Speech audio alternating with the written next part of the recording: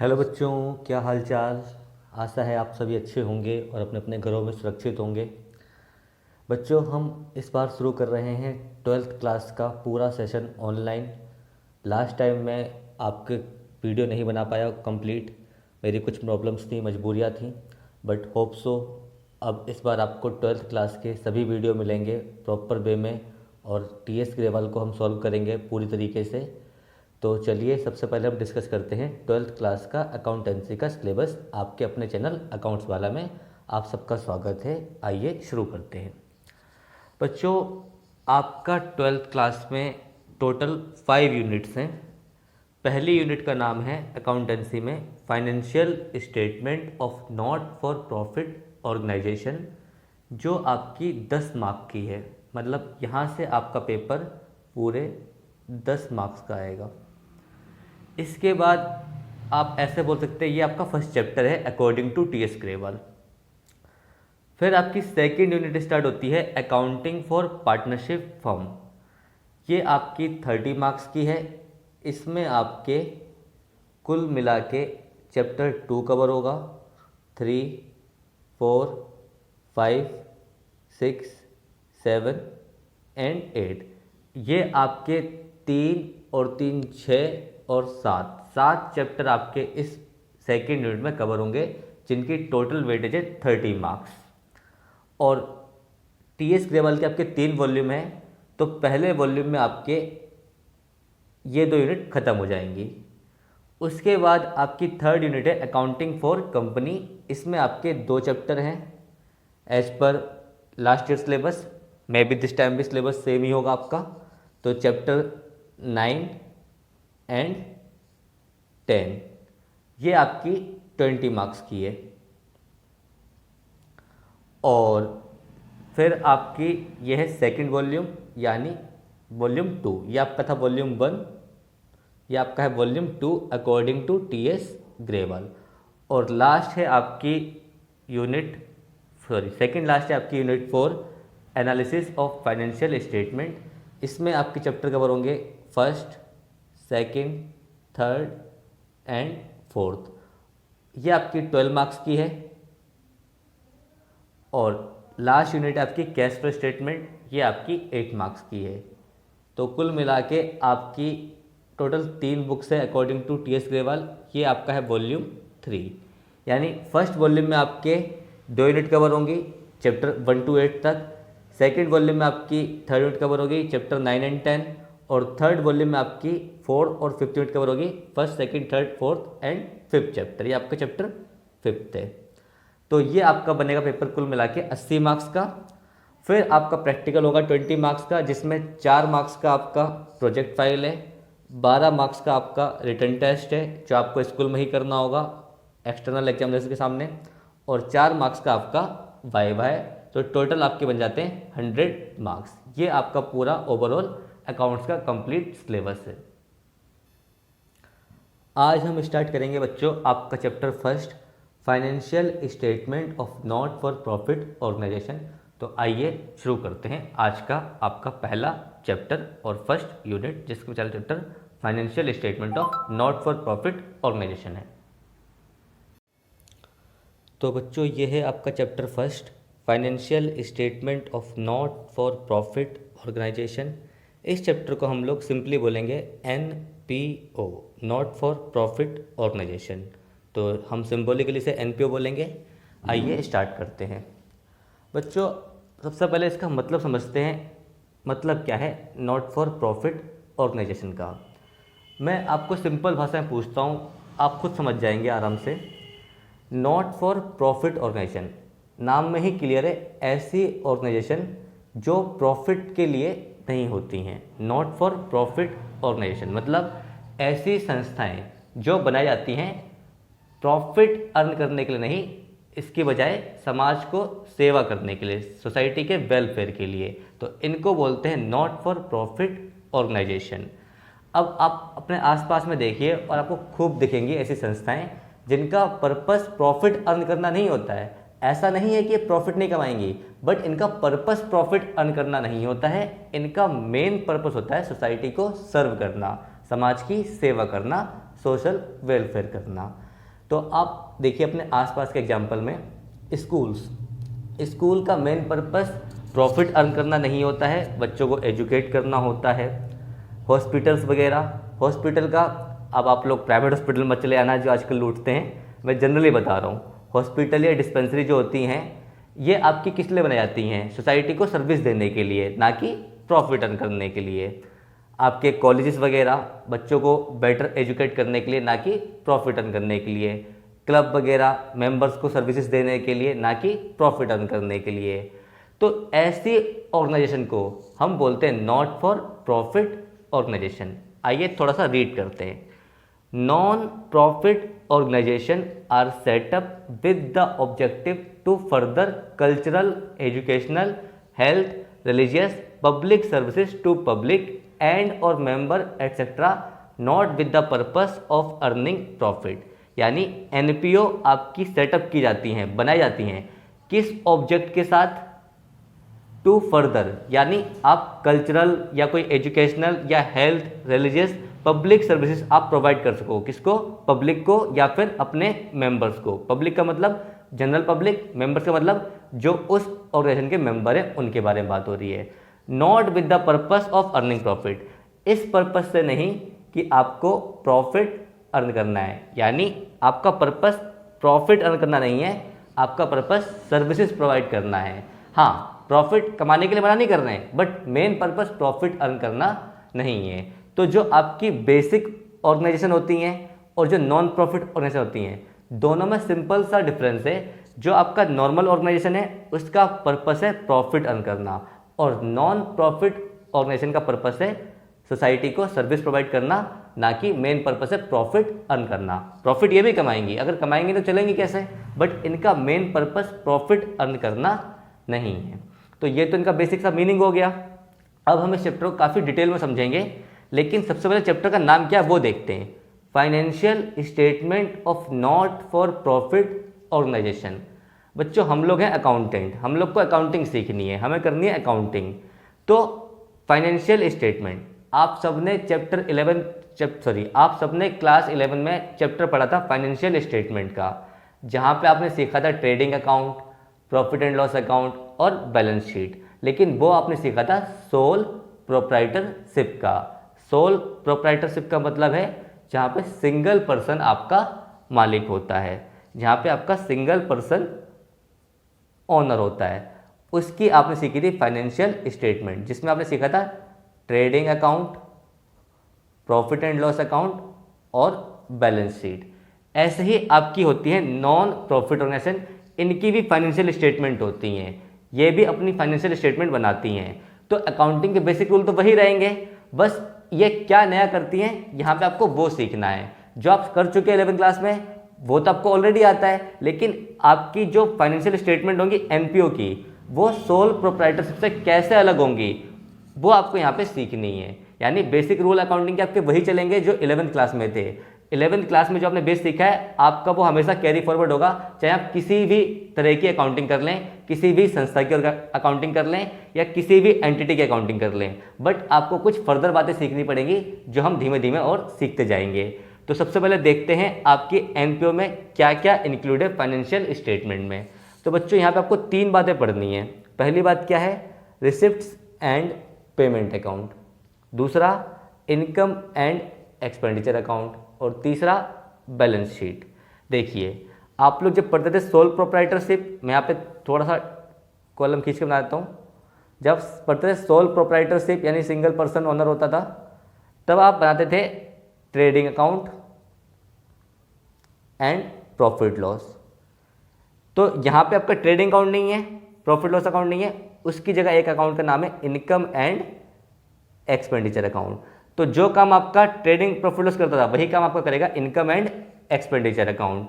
क्योंकि यहाँ पे हम प्रॉफिट अर्न करने का मेन पर्पस नहीं है, इसलिए हमने यहाँ पे नाम दिया इनकम और एक्सपेंडिचर। जो खर्चे होंगे उसे एक्सपेंडिचर बोलेंगे, जो पैसा आएगा उसे इनकम बोलेंगे। और बैलेंस शीट आप वहाँ पे भी बना देते, यहाँ पे भी बनाएंगे बैलेंस शीट। तो बैलेंस शीट आपकी एज इट इज है। नई बात क्या पढ़नी है आपको यहाँ पे? Receipt and payment account. ये बेसिकली कुछ नहीं है आपकी, आपने 11th क्लास में पढ़ा था एक चैप्टर कैश बुक। तो ये अकाउंट कुल मिला के समरी है कैश बुक की। इसका मतलब क्या है ये आपको अभी आगे समझाऊंगा। ये है समरी ऑफ कैश बुक। यानी इन शॉर्ट अगर आपसे कोई पूछे कि फाइनेंशियल स्टेटमेंट ऑफ एनपीओ क्या होती हैं, तो आपको सिर्फ 3 नाम लेने हैं। पहला रिसिप्ट एंड पेमेंट अकाउंट, दूसरा इनकम एंड एक्सपेंडिचर अकाउंट और तीसरा बैलेंस शीट। बस इतनी सी बात है आपकी। आपको ये 3 चीज़ें सीखनी है और मैं आपको ये स्टेप बाय स्टेप सिखाऊंगा। तो आपको एक चीज़ क्लियर हो गई कि एनपीओ की फाइनेंशियल स्टेटमेंट क्या होती हैं, receipt and payment account, income and expenditure account और बैलेंस शीट। आइए अब बारी बारी से एक एक चीज़ को डिस्कस करते हैं। तो चलिए सबसे पहले हम डिस्कस करते हैं आपका रिसिप्ट्स एंड पेमेंट अकाउंट। बहुत ही सिंपल है, ध्यान से देखिएगा मेरे साथ साथ।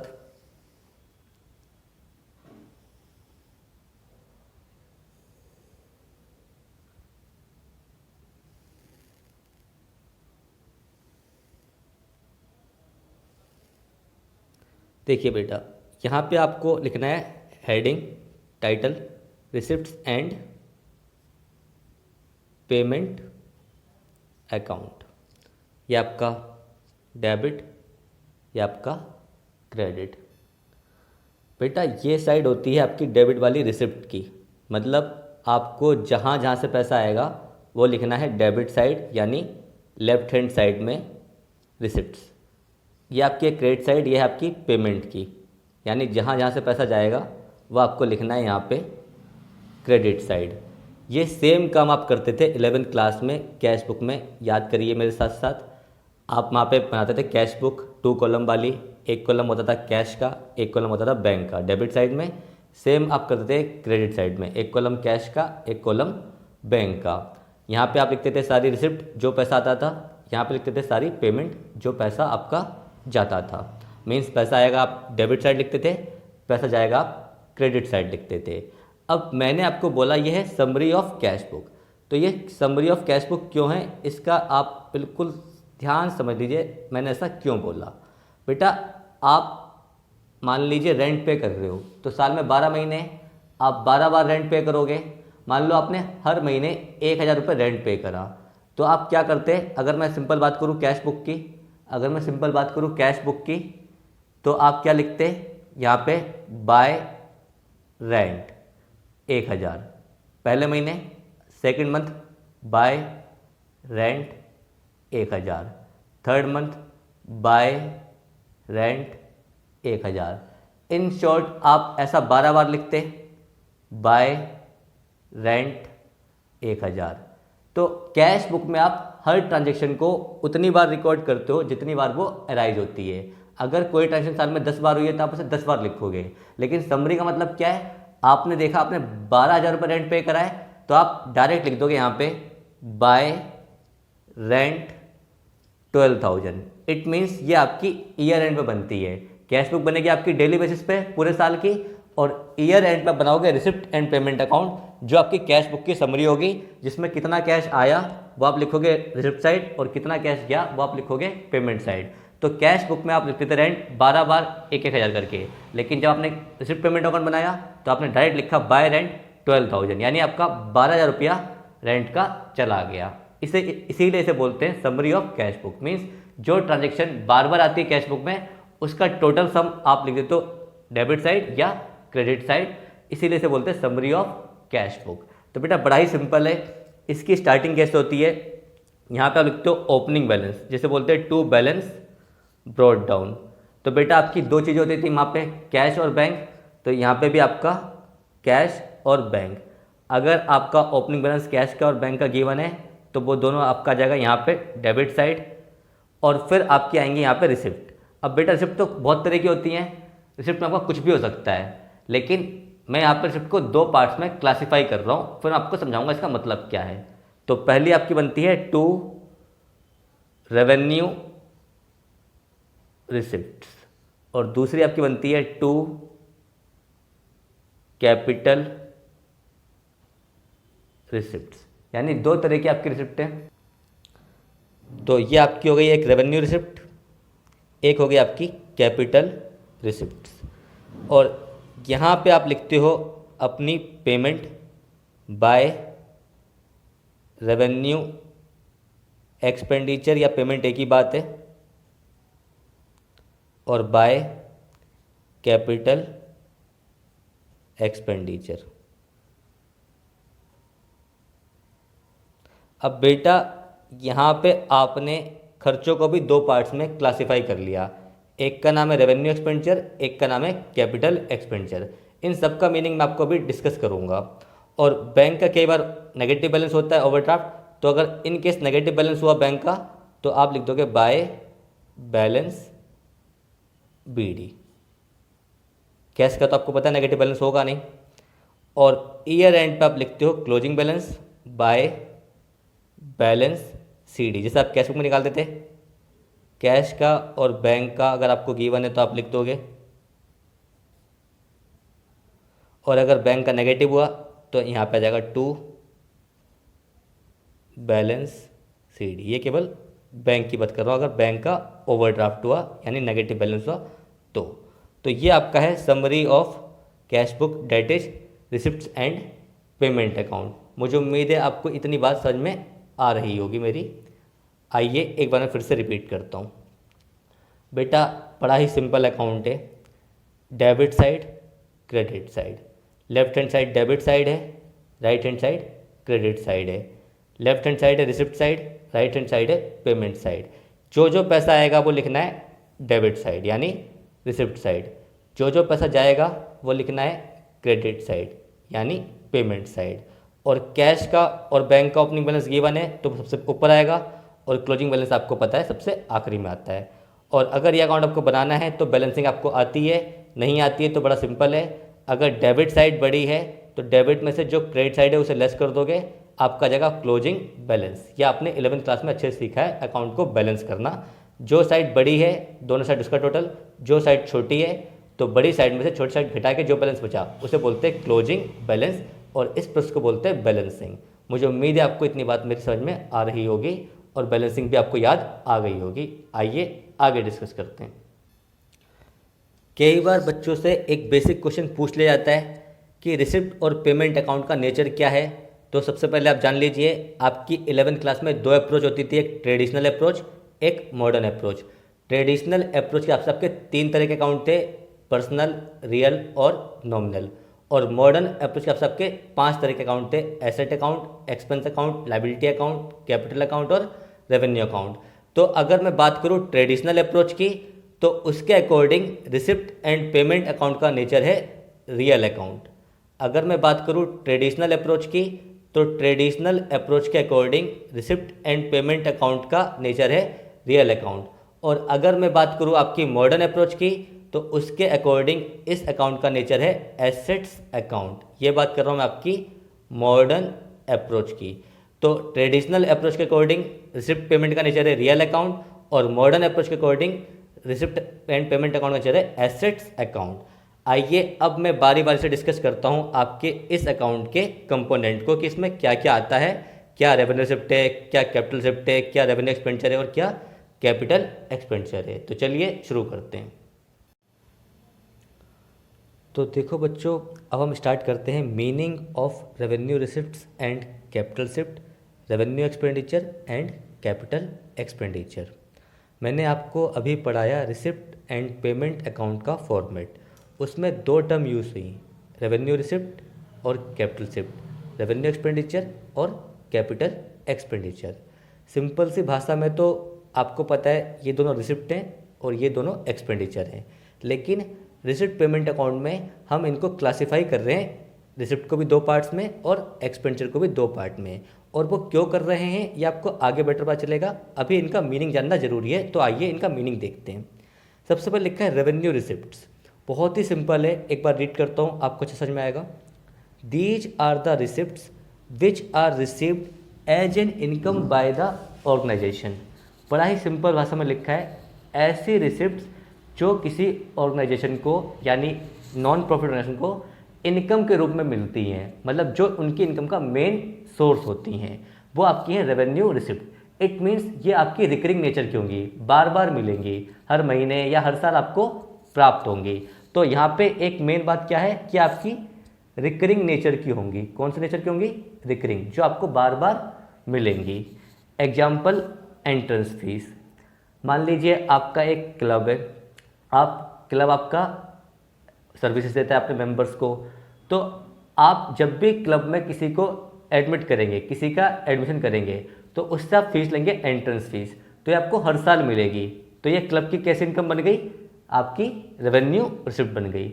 या फिर मेंबर सब्सक्रिप्शन, मतलब मान लीजिए क्लब में 100 लोग हैं, तो आप कोई भी क्लब को चलाने के लिए, उसकी एक्टिविटी के लिए क्लब हर साल अपने मेंबर से या हर महीने अपने मेंबर से कुछ पैसा लेता है, तो वह क्लब की परमानेंट इनकम है। तो ये भी आपकी हो गई मेंबरशिप सब्सक्रिप्शन। इसे हिंदी में बोलते हैं चंदा, हिंदी में से बोलते हैं चंदा। या फिर कोई जनरल डोनेशन, किसी ने आपको कुछ पैसे डोनेट कर दिए, कोई पर्पस नहीं बताया, उसे बोलते हैं जनरल डोनेशन या जनरल ग्रांट। या फिर रेंट रिसीव, आपने अपनी किसी बिल्डिंग को या किसी फ्लैट को क्लब के या अपने ऑर्गेनाइजेशन के रेंट पे दे रखा है, उससे आपको रेंट मिल रहा है, तो ये आपकी इनकम है जो आपको बार बार रिसीव होगी। तो ये आपकी हो गई रेवेन्यू रिसिप्ट। या फिर sale of old newspaper, in short आपने रद्दी बेच दिया, पुराना मटेरियल वगैरह बेच के जो आपको पैसा मिला, जो आपका वेस्ट था, उससे आपको हर बार, हर महीने, हर साल पैसा मिलेगा, तो ये आपकी हो गई रेवेन्यू रिसिप्ट। तो क्रक्स क्या है?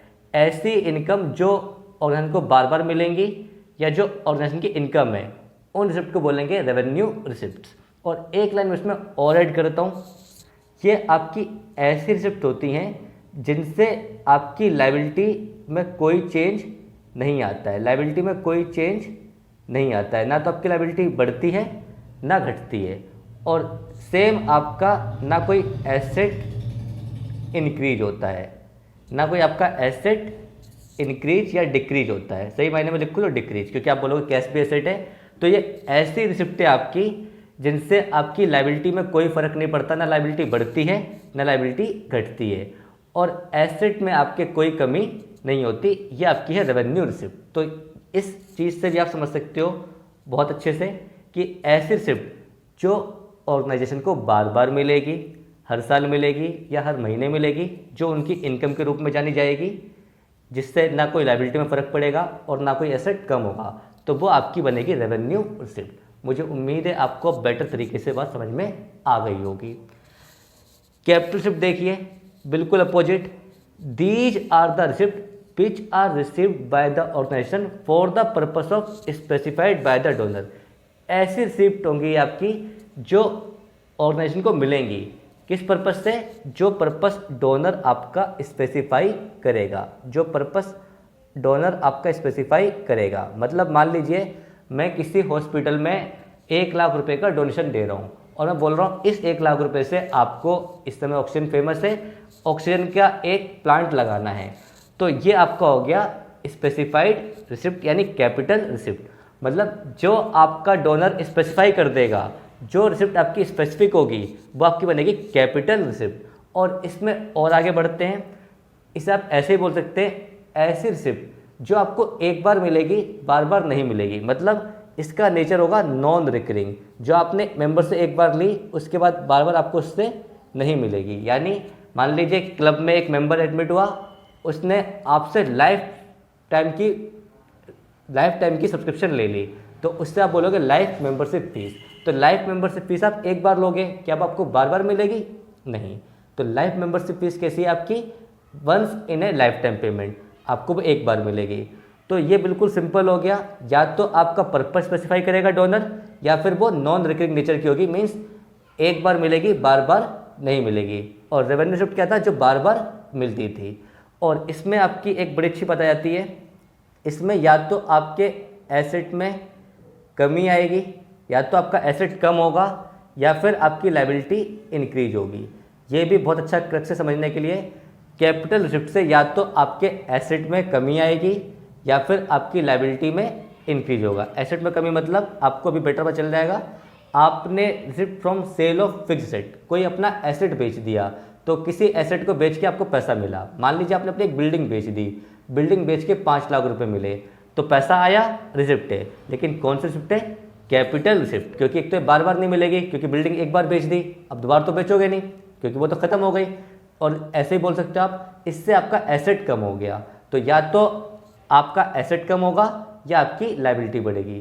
तो ये आपकी कैश रिसिप्ट, कैपिटल रिसिप्ट। और एग्जांपल देखते हैं डोनेशन फॉर बिल्डिंग।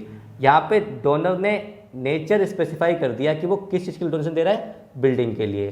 तो जब भी आपका रिसिप्ट स्पेसिफिक होगी, किसी पर्पस के लिए होगी, तो वो कैपिटल रिसिप्ट होगी। या फिर उस रिसिप्ट से आपकी एसेट में कमी आए, लायबिलिटी में इंक्रीज हो, तो वो भी आपकी कैपिटल रिसिप्ट बन जाएगी। मुझे उम्मीद है आप दोनों में डिफरेंस अच्छे से कर पा रहे होंगे। अब देखिए रेवेन्यू एक्सपेंडिचर, बहुत सिंपल है। Revenue expenditure is that expenditure the benefit of which expire within the accounting period. ऐसे खर्चे जिनका बेनिफिट एक अकाउंटिंग पीरियड में एक्सपायर हो जाए, उनको बोलते हैं revenue expenditure. In short example से आपको समझ में आएगा। रेंट, आप रेंट 1 महीने का दोगे, आपको 1 महीने बेनिफिट मिलेगा। 1 साल का दोगे, 1 साल का बेनिफिट मिलेगा। मान लीजिए आपका अकाउंटिंग ईयर है 1/4/2020 से 31 मार्च 2021। तो इस बीच जो भी आपने रेंट दिया, जो भी आपने सैलरी दी, वो इस पीरियड की दी, तो आपका इस पूरे पीरियड में वो एक्सपायर हो जाएगा बेनिफिट। आप 1 साल का रेंट दोगे, 1 साल में आपका बेनिफिट एक्सपायर। 1 साल सैलरी दोगे, 1 साल में बेनिफिट एक्सपायर। रिपेयर कराओगे, 1 साल में बेनिफिट एक्सपायर। इंश्योरेंस 1 साल में बेनिफिट एक्सपायर। यानी ऐसे खर्चे जिनका बेनिफिट आपका 1 साल में एक्सपायर हो जाएगा और जो आपको बार बार करने पड़ते हैं टू अर्न द रेवेन्यू और to maintain the earning capacity of the business, उनको बोलते हैं आप रेवेन्यू एक्सपेंडिचर। काम करोगे तो एम्प्लॉय रखोगे, सैलरी दोगे। अगर ऑफिस रेंट पे लिया तो रेंट देना पड़ेगा। तो ये आपके कैसे खर्चे हैं जो बार बार होंगे। इनसे आपके एसेट में कोई इंक्रीमेंट नहीं होगा और ना ही इनसे आपकी कोई लायबिलिटी में कमी होगी। ना एसेट बढ़ेगा इन खर्चों करने से, ना लायबिलिटी घटेगी। मतलब पैसा जाएगा लेकिन उस पैसा जाने से आपका कोई एसेट बढ़ेगा नहीं और ना ही कोई लायबिलिटी कम होगी। तो ऐसे खर्चे जिनका बेनिफिट 1 साल में एक्सपायर हो जाए, एक अकाउंटिंग पीरियड में, उनको बोलेंगे रेवेन्यू एक्सपेंडिचर। और फिर बात करते हैं कैपिटल एक्सपेंडिचर की। इससे आप ऐसे ही बोल सकते हो, जो रेवेन्यू नहीं है वो कैपिटल है। लेकिन आइए देखते हैं क्या लिखा है। Capital expenditure is that expenditure the benefit of which extend beyond 1 accounting period. Beyond मतलब जिसका बेनिफिट एक अकाउंटिंग पीरियड से ज़्यादा मिलेगा। एग्जाम्पल परचेस ऑफ एसेट या इन्वेस्टमेंट। आप कोई भी एसेट खरीदोगे तो नो डाउट उसका बेनिफिट आपको 1 साल से ज़्यादा मिलेगा। तो ऐसे एक्सपेंडिचर को बोलते हैं कैपिटल एक्सपेंडिचर। यानी इन शॉर्ट मैं आपको सिंपल भाषा बता दूं, ऐसे खर्चों से आपका एसेट बढ़ेगा या लायबिलिटी कम होगी। अगर एसेट बढ़ रहा है और लायबिलिटी कम हो रही है तो बड़ा सिंपल था बेटा, या तो आपका एसेट बढ़ेगा ऐसे खर्चों से या आपकी लायबिलिटी कम होगी। तो इन खर्चों को बोलते हैं कैपिटल एक्सपेंडिचर। एग्जाम्पल बहुत ही सिंपल है। आपने इन्वेस्टमेंट खरीदी जिसका बेनिफिट आपको कई सालों तक मिलेगा। आपने कोई प्लांट मशीनरी यानी कोई फिक्सेड खरीदा जिसका बेनिफिट आपको कई सालों तक मिलेगा। यहाँ पे मैं फिक्सेड लिखता हूँ बेटर क्लैरिटी के लिए। तो मुझे उम्मीद है आपको ये डिफरेंस अच्छे से क्लियर हो गया होगा। अब हमने ये क्यों पढ़ा, ये आइए देखते हैं। देखो बेटा, हमने अभी पढ़ लिया रिसिप्ट्स एंड पेमेंट अकाउंट। ये आपको बहुत बेटर तरीके से क्लियर हो गया कि आपकी 2 साइड होती हैं। एक साइड होती है रिसिप्ट की, एक साइड होती है आपकी पेमेंट की। डेबिट साइड आपकी है रिसिप्ट्स की और क्रेडिट साइड आपकी है पेमेंट्स की। ये आपको अच्छे से क्लियर हो गया। यहाँ पे आपका ओपनिंग बैलेंस आ जाएगा, to balance BD. Opening balance को हम टू बैलेंस बीडी से लिखते हैं। और यहाँ पे आपका आ जाएगा closing balance by balance CD. Cash और बैंक दोनों का होगा तो आप दोनों का लिखेंगे और ये आपकी टोटलिंग हो जाएगी, यानी बैलेंस हो जाएगा बराबर। रिसिप्ट के 2 नाम मैंने आपको बताए, एक है रेवेन्यू रिसिप्ट, एक है कैपिटल रिसिप्ट। खर्चों के भी 2 नाम बताए, रेवेन्यू एक्सपेंडिचर और कैपिटल एक्सपेंडिचर। तो अब मैंने आपको इनका मीनिंग क्यों बताया ये जानना जरूरी है। तो आइए देखते हैं। देखो बेटा, ये आपका है रिसिप्ट एंड पेमेंट अकाउंट। ये आपको नॉर्मली क्वेश्चन में गिवन होता है। वैसे तो आपको ये भी बनाना सिखाऊंगा, लेकिन ये आपको नॉर्मली क्वेश्चन में गिवन होता है। इसकी हेल्प से आपको बनाना होता है इनकम एंड एक्सपेंडिचर अकाउंट। ये मैंने अभी आपको सिखाया नहीं है, इसका मैंने अभी आपको फॉर्मेट भी नहीं बताया। पहले मैं आपको अच्छे से कंप्लीट कराऊंगा रिसिप्ट पे पेमेंट, फिर इसके बाद इस पे आऊँगा। लेकिन मुझे आपको थोड़ा सा लिंक कराना है कि मैंने अभी जो आपको पढ़ाया है revenue receipt, capital receipt, revenue expenditure, capital expenditure, ये क्यों अलग अलग पढ़ाया, ताकि आपको अब क्लियर हो जाए कि मैंने क्यों अलग अलग पढ़ाया। इसलिए मैं आपको थोड़ा सा आगे का बता रहा हूँ। तो बेटा बड़ा सिंपल है, ये आपको गिवन होगा रिसिप्ट एंड पेमेंट अकाउंट, और आपको क्वेश्चन बोलेगा prepare income and expenditure account और बैलेंस शीट। तो बैलेंस शीट तो वैसे ही बनती है जैसे आप सीख के आए हैं 11th में, उसमें कुछ चेंज नहीं है।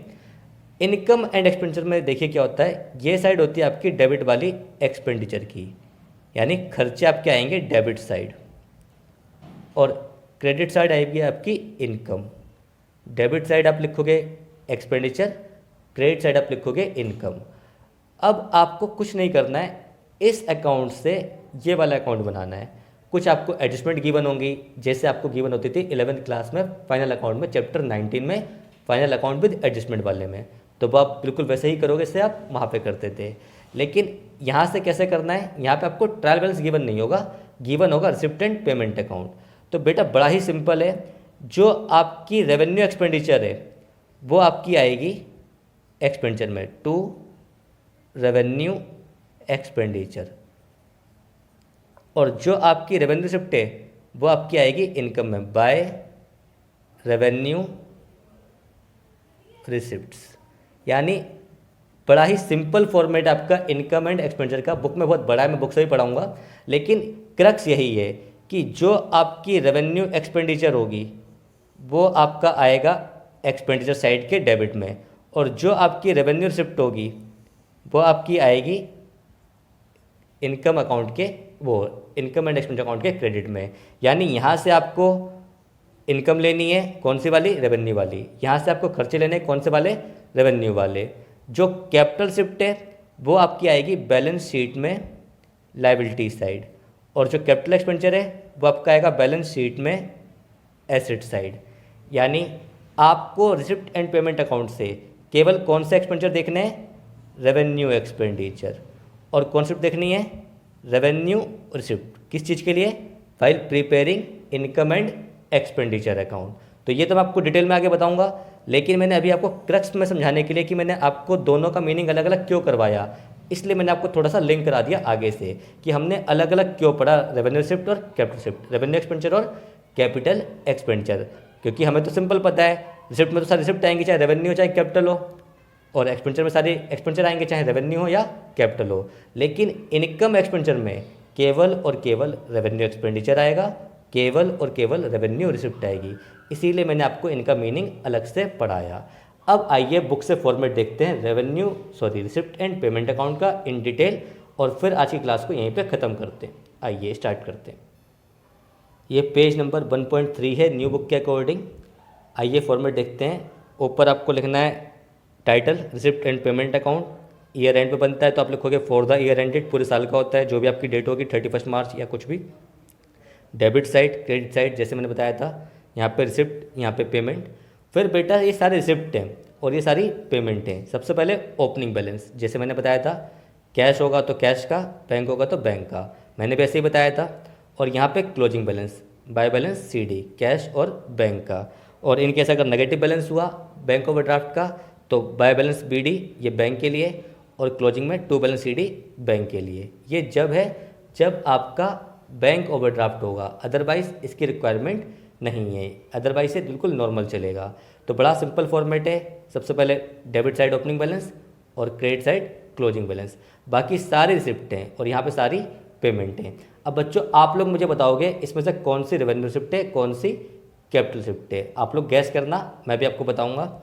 देखो बेटा, सब्सक्रिप्शन मतलब क्या है, चंदा। मेंबर जो हर साल क्लब को या अपनी ऑर्गेनाइजेशन को पैसा देते हैं उस ऑर्गेनाइजेशन को चलाने के लिए, उसे बोलते हैं सब्सक्रिप्शन। तो ये हर साल हमें मेंबर से मिलती है, हमारे ऑर्गेनाइजेशन के जितने भी मेंबर हैं, जितने भी हमारे NPO में जो हमारा ऑर्गेनाइजेशन है, नॉन प्रॉफिट ऑर्गेनाइजेशन, उसके जितने भी मेंबर हैं, हर साल वो उस ऑर्गेनाइजेशन को कुछ पैसा देते हैं चंदे के रूप में, जिसको बोलते हैं मेंबरशिप सब्सक्रिप्शन। तो यहाँ पे आप ये एक मिनट के लिए भूल जाइए, ये आपकी क्या है, इनकम है। कौन सी इनकम है, रेवेन्यू, क्योंकि आपको हर साल मिलेगी। जनरल डोनेशन, कोई भी आपको पैसा दे के चला जाए, जनरल मतलब पर्पस स्पेसिफाई नहीं किया, ये भी आपका क्या है, रेवेन्यू रिसिप्ट। Specific donation. अब जैसे ही वर्ड आ गया स्पेसिफिक डोनेशन, स्पेसिफिक डोनेशन आपका हो जाएगा कैपिटल रिसिप्ट। स्पेसिफिक डोनेशन आपका हो जाएगा capital. Grant for specific purpose, जैसे स्पेसिफिक आ जाएगा वो बन जाएगा कैपिटल रिसिप्ट। एंट्रेंस फीस या एडमिशन फीस ये आपकी रेवेन्यू रिसिप्ट है। कोई क्लब में मेंबर आएगा एडमिशन लेगा तो उससे आप जो उस समय पैसे लोगे वो आपकी रेवेन्यू रिसिप्ट है। जनरल ग्रांट, आपको किसी भी चीज़ के लिए पैसा मिल गया, कोई पर्पस पैसा मिल गया, ये आपकी रेवेन्यू रिसिप्ट है। सेल ऑफ न्यूज़पेपर, हर साल बिकेगी रद्दी, रेवेन्यू रिसिप्ट है। सेल ऑफ ओल्ड और use post material, revenue receipt है, हर साल आप पुराने मटेरियल को बेचोगे जिससे आपको पैसा मिलेगा। इंटरेस्ट ऑन इन्वेस्टमेंट हर साल मिलेगा, रेवेन्यू रिसिप्ट है, इनकम ऑर्गेनाइजेशन की। डिविडेंड रेवेन्यू रिसिप्ट है, हर साल मिलेगा, इनकम ऑर्गेनाइजेशन की। कोई भी इनकम हो जो ऑर्गेनाइजेशन की वो भी आपकी रेवेन्यू रिसिप्ट है, और जो हर साल मिले रिकरिंग नेचर की वो भी रेवेन्यू रिसिप्ट है। रेंट रिसीव रेवेन्यू रिसिप्ट है। इंटरेस्ट रिसीव रेवेन्यू रिसिप्ट है। मिसलिनियस रिसिप्ट रेवेन्यू रिसिप्ट है। कुछ नहीं बताएंगे तो आप रेवेन्यू मान लोगे, क्योंकि ये छोटी मोटी कई सारी चीज़ों को मिला के एक हेड बना दिया, miscellaneous receipt. Life membership fees एक बार मिलेगी, capital receipt. Subscription for specific purpose, बच्चों ऊपर जो सब्सक्रिप्शन है वो रेवेन्यू रिसिप्ट है, क्योंकि उसका कोई पर्पस नहीं है। यहाँ पे पर्पस स्पेसिफाई कर दिया, capital receipt. Legacy general, legacy आपकी जनरल है, रेवेन्यू रिसिप्ट। लेगेसी स्पेसिफिक है, कैपिटल रिसिप्ट। होती क्या है अभी मैं आपको आगे डिस्कस करूंगा। Endowment fund, capital receipt. Sale of fixed, capital receipt. Receipt on account of specific fund, capital receipt. इन सबके मीनिंग मैं आपको डिटेल में बताऊंगा आगे, लेकिन यहाँ पे मैंने आपको बुक से क्लासिफाई कर दिया कि कौन सा रेवेन्यू है, कौन सा कैपिटल है। ऐसे ही यहाँ पे आइए देखिए खर्चों में, salary, rent, postage, advertisement, newspaper, repair, audit fees, maintenance, insurance, honorarium, municipal tax, price distributed, office expense, expense on show और मिसलिनियस पेमेंट। बच्चों यहाँ से यहाँ तक ये सारे खर्चे मैंने नाम एक बार में पढ़ दिए, ये आपके रिकरिंग नेचर के हैं, हर साल होंगे, बार बार होंगे, और बिजनेस चलाने के लिए, आपकी ऑर्गेनाइजेशन चलाने के लिए ये खर्चे जरूरी हैं। तो ये आपके कैसे हैं, रेवेन्यू एक्सपेंडिचर। इनसे ना कोई एसेट बढ़ेगा ना कोई लायबिलिटी कम होगी, और ये आपका जो भी बेनिफिट होगा इनका बेनिफिट एक अकाउंटिंग पीरियड में एक्सपायर हो जाएगा, जैसा मैंने आपको डेफिनेशन में बताया। तो ये सारे खर्चे कौन से हैं, रेवेन्यू एक्सपेंडिचर। और ये नीचे वाले सारे खर्चे कौन से हैं, कैपिटल एक्सपेंडिचर। पढ़ते हैं आइए। परचेस ऑफ फिक्स एसेट, इसमें आपका एसेट बढ़ रहा है, तो कोई भी एसेट बढ़े या लायबिलिटी कम हो, ये आपकी कैपिटल रिसिप्ट थी, और इनका बेनिफिट भी कई सालों तक मिलेगा, तो ये भी आपका दूसरा पॉइंट हो गया। स्पोर्ट्स इक्विपमेंट आपने खरीदी या इसके लिए कोई पेमेंट करी, कैपिटल रिसिप्ट है, क्योंकि इससे लायबिलिटी कम होगी या आपका एसेट बढ़ेगा। इन्वेस्टमेंट आपने खरीदी, कैपिटल रिसिप्ट है, कैपिटल एक्सपेंडिचर है, रिसिप्ट गलत बोल रहा हूँ मैं, कैपिटल एक्सपेंडिचर है, क्योंकि ये आपका बेनिफिट कई सालों तक देगा और इससे आपका एसेट बढ़ रहा है। बुक्स या आपने बुक्स लिया आपने, कैपिटल एक्सपेंडिचर है, आपका एसेट बढ़ रहा है और इनका बेनिफिट आपको कई साल तक मिलेगा, ऐसे भी सोच सकते हैं। लोन रिपेमेंट, ये भी आपका कैपिटल एक्सपेंडिचर है, क्योंकि इससे आपकी लायबिलिटी कम हो रही है, लायबिलिटी कम होगी तो भी आपका कैपिटल एक्सपेंडिचर है। बिल्डिंग परचेज करी, एसेट बढ़ रहा है, कैपिटल एक्सपेंडिचर, या बेनिफिट आपको कई साल तक मिले वो भी कैपिटल एक्सपेंडिचर। तो क्रक्स क्या है, कैपिटल एक्सपेंडिचर या तो बेनिफिट कई सालों तक मिलेगा जिसका बेनिफिट एक अकाउंटिंग ईयर में एक्सपायर नहीं होगा, या फिर उससे एसेट बढ़े या लायबिलिटी घटे, वो आपका बन जाएगा कैपिटल एक्सपेंडिचर।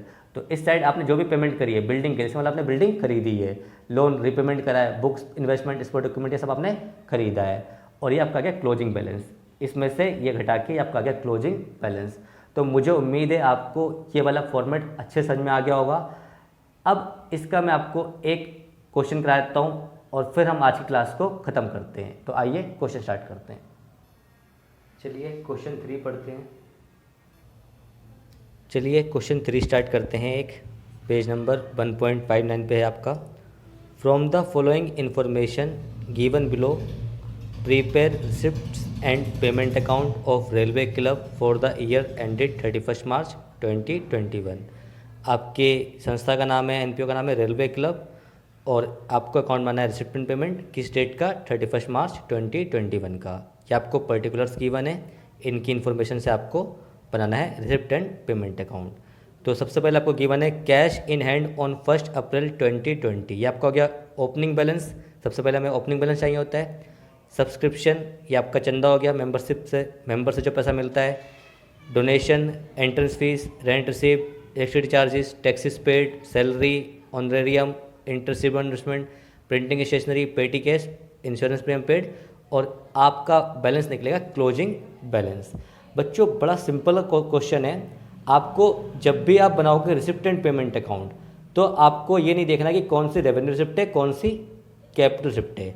तब तो आपको केवल एक कॉन्सेप्ट देखना है, जो पैसा आएगा यानी जो रिसिप्ट है वो लिखनी है डेबिट साइड, जो पैसा जाएगा यानी खर्चा है, पेमेंट है, वो लिखना है क्रेडिट साइड। पैसा आएगा चाहे रेवेन्यू वाला हो चाहे कैपिटल वाला, डेबिट साइड यानी रिसिप्ट साइड। पैसा जाएगा चाहे रेवेन्यू वाला हो या कैपिटल वाला, क्रेडिट साइड। यहाँ पे आपको बाइफरकेट नहीं करना रेवेन्यू और कैपिटल में। लेकिन ये हम क्यों करते हैं? क्योंकि जब हम बनाते हैं इनकम और एक्सपेंडिचर तो हमें बाइफरकेट करना पड़ता है, क्योंकि इनकम और एक्सपेंडिचर में रेवेन्यू रिसिप्ट और रेवेन्यू एक्सपेंडिचर ही आते हैं, कैपिटल रिसिप्ट और कैपिटल एक्सपेंडिचर नहीं आते। तो ये क्वेश्चन मुझे उम्मीद है आपको दिख रहा होगा अपनी बुक में। आइए मेरे साथ साथ सॉल्व करते हैं। सबसे पहले आपका गिवन है इसमें ओपनिंग बैलेंस, तो यहाँ पे आप लिखोगे to balance brought down, to balance BD. ये कितना है आपका? ये आपका 4390, 4390। सब्सक्रिप्शन यानी पैसा मिल रहा है आपको मेंबर से, चंदा। रिसिप्ट है तो आप लिखोगे डेबिट साइड, टू सब्सक्रिप्शन कितनी है? ये आपकी है 37,600। नेक्स्ट आपका है डोनेशन, ये भी आप लिखोगे पैसा मिल रहा है, जो भी इनकम है, जो भी पैसा आएगा वो डेबिट साइड यानी रिसिप्ट साइड, 8,000। नेक्स्ट क्या है आपका? एंट्रेंस फीस, ये भी आप लिखोगे debit side, to entrance fees कितनी है? 4,300। नेक्स्ट रेंट रिसीव, पैसा आ रहा है, बिल्कुल सिंपल सा कॉन्सेप्ट है, पैसा आएगा डेबिट साइड। रेंट रिसीव आपका है 5250। इलेक्ट्रिसिटी चार्जेस, अब इलेक्ट्रिसिटी चार्जेस आप बिल पे करते हो, आपको पैसा थोड़ी मिलता है, तो ये पेमेंट है, तो ये credit side by electricity charges. पैसा जाएगा क्रेडिट साइड, पेमेंट साइड। कितना है आपका? 3440, 3440। इसके बाद नेक्स्ट है आपका टैक्सेस पेड, खर्चा है। ये कोई भी टैक्सेस हो सकते हैं, लोकल अथॉरिटी के टैक्सेस हो सकते हैं, म्यूनसिपल टैक्सेस। खर्चा है, पैसा जाएगा क्रेडिट साइड, 490। नेक्स्ट है आपका सैलरीज बाय सैलरी, सैलरी आप पे करते हो, आपको मिलती नहीं है, 21,500। नेक्स्ट है आपका ऑनरेरियम। ऑनरेरियम का मतलब क्या होता है बच्चों? ऑनरेरियम का मतलब होता है सम्मान में हम किसी को पेमेंट देते हैं। मतलब मान लीजिए हमारे स्कूल एक NPO है, नॉन प्रॉफिट ऑर्गेनाइजेशन, उसमें कोई एक हाई फाई मेंबर आता है, उसमें कोई एक प्रसिद्ध आदमी आता है, उसके सम्मान में हम उसे कुछ पैसे देते हैं। मान लीजिए कोई बहुत ही मशहूर लेक्चरर आता है, तो वो कॉलेज स्कूल में आपको लेक्चर देता है, तो स्कूल की अथॉरिटी उसके सम्मान में से कुछ फीस देती है या उसका सम्मान करती है, तो उस चीज़ को बोलते हैं ऑनरेरियम। यानी सम्मान में जो फीस देते हैं, सम्मान में जो पेमेंट करते हैं, उसे बोलते हैं ऑनरेरियम।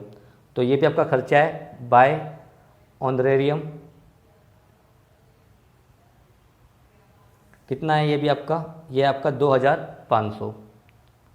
नेक्स्ट इंटरेस्ट रिसीव्ड, अब ये इनकम है, इंटरेस्ट मिलना आपकी इनकम है, to interest received on investment, ये आपकी इनकम है। कितनी? 2,950। नेक्स्ट प्रिंटिंग स्टेशनरी, ये खर्चा है आपका, प्रिंटिंग स्टेशनरी आपका खर्चा है। ये कितना आ गया आपका? ये आपका आ गया 350। पेटी केस एक्सपेंस, छोटे मोटे खर्चों के लिए आपने अपने पेटी केसर को जो पैसा देते हो उसे बोलते हैं पेटी केस एक्सपेंस। या आपने 11th क्लास में पढ़ रखा है, खर्चा है, पैसा जाएगा क्रेडिट साइड, 900 रुपये। और insurance premium paid by insurance, कितना? 310। अब आपको यहाँ पे क्लोजिंग बैलेंस गिवन नहीं है, बड़ा सिंपल है। डेबिट साइड का टोटल कीजिए, डेबिट में बड़ी है तो क्रेडिट साइड लिखेंगे बाय बैलेंस CD, और इनकेस अगर क्रेडिट बड़ी है तो यहाँ लिखेंगे टू बैलेंस CD। तो आइए टोटलिंग कर लेते हैं एक बार। तो डेबिट साइड का टोटल है आपका 62,490 और क्रेडिट साइड टोटल है आपका 29,490। तो जो साइड बड़ी होती है दोनों साइड आपको वही लिखना है, 62,490, 62,490, 62,490, 62,490, 62,490 आपकी रिसिप्ट थी, 29,490 आपकी पेमेंट थी। तो इन दोनों का जो डिफरेंस होगा ये आपका होगा क्लोजिंग बैलेंस, क्लोजिंग बैलेंस। तो 62,490 माइनस 29,490 आपका आ जाएगा 33,000। ये आपका है closing balance by balance CD। यानी साल के अंत में आपके पास इतने रुपए बचे हैं। जो आपकी संस्था है, जो आपकी ऑर्गेनाइजेशन है, जो आपकी NPO है, उसके पास पूरे साल के दौरान आए कितने, 62,490, ये थी रिसिप्ट। खर्चा कितना किया, 29,490, ये थी पेमेंट। और रिसिप्ट में से पेमेंट लेस कर दी, तो इस समय आपके पास ईयर एंड पे इतने रुपए बच रहे हैं। ये आपका क्लोजिंग बैलेंस और यही आपका आंसर है। तो बच्चों मुझे उम्मीद है आपको ये क्वेश्चन और आज का पूरा कॉन्सेप्ट अच्छे समझ में आया होगा। अगर आपका कोई भी डाउट है तो आप मुझे मैसेज कर सकते हैं व्हाट्सएप पे, या फिर आप मुझे मैसेज कर सकते हैं फेसबुक पे। आपका कोई भी डाउट है मैं जल्दी से जल्दी सॉल्व करने की कोशिश करूँगा। अगर आपको आज का वीडियो लेक्चर पसंद आया हो तो प्लीज़ वीडियो को शेयर कीजिए, चैनल को सब्सक्राइब कीजिए, अपने सभी दोस्तों को बोलिए ये वीडियो को लाइक करने के लिए, शेयर करने के लिए। अगर मेरा काम अच्छा लगा हो तो प्लीज़ वीडियो को शेयर करें, लाइक करें। फिर मिलेंगे अगले वीडियो में, तब तक के लिए good bye, take care, Tata.